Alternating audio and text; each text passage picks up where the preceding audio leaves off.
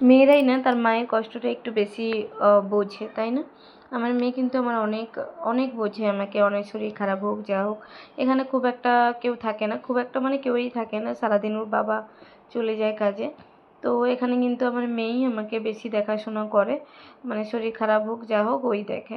তো আজকে গিয়েছিলাম ওরই নাচের ক্লাসে গিয়েছিলাম, আর সে ভীষণ পা ব্যথা করছিল। কেননা বাবু এত দুষ্টুমি করে, এক তো ওকে অতটা নিয়ে যাওয়া কোলে করে, আবার ওখানে 1 ঘন্টা থাকলে 1 ঘন্টা একটুকু মানে ও বসে না, ওকে নিয়ে ঘুরতেই হয়। তো তাই না এসে এত পা ব্যথা করছিল, তো ওকে বললাম, মাথাটাও কেমন ব্যথা করছিল। তো তিথি বললো, মা দাঁড়াও আমি তোমার জন্য কফি নিয়ে এসেছি। তাই ও কফিটা, চাও কিন্তু ও বানাতে পারে, মানে টুকিটাকি খাবার ও বানাতে পারে, চা, ম্যাগি, আলু ভাজা, এগুলো ও মোটামুটি করে খাওয়াতে পারবে। ওর ভাইয়ের জন্য সুজিও বানিয়ে দেয়।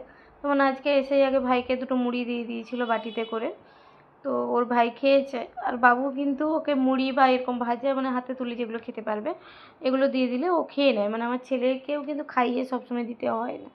তো আজকে তেমনই ও নিজের জন্য একটু কর্নফ্লেক্স বানিয়েছে আর ভাইকে মুড়ি দিয়েছিল, ভাই খেয়ে নিয়েছে, আমাকেও 1 কাপ কফি করে দিল, তারপরে ও ক্লাসে গিয়েছে। আবার এ চলে আসে 9টার দিকে, তো তার আগে আমাকে রান্নাও কমপ্লিট করতে হয়। ও তো বলে গিয়েছিল যে ও বেগুনি আর খিচুড়ি খাবে, কিন্তু আগের দিনের যে বাজারগুলো করে নিয়ে এলাম সেগুলো গোছাতে কিন্তু অনেকটাই মানে সময় লেগে যায়। তো সেই জন্য ভাবলাম আজকে আর খিচুড়িটা করব না, পরে কোনো দিন করে দেবো। আজকে ওই বাজারগুলোই গুছিয়ে রাখি।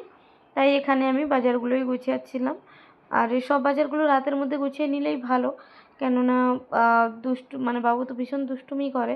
তো ওর সামনে আবার এগুলো করা যায় না, মানে যেটা আধ ঘন্টা লাগে সেটা অনেক সময়টাই চলে যায় আর কি, মানে অনেক টাইমটাই চলে যায় ওগুলো করতে। তারপরেও আবার এলোমেলো করে, তাই কিন্তু ও মানে তিথি চলে এসছে ক্লাস থেকে, ওর ভাইকে দেখছিল, খেলা করছিল, আর আমি এগুলো গুছিয়ে নিচ্ছিলাম।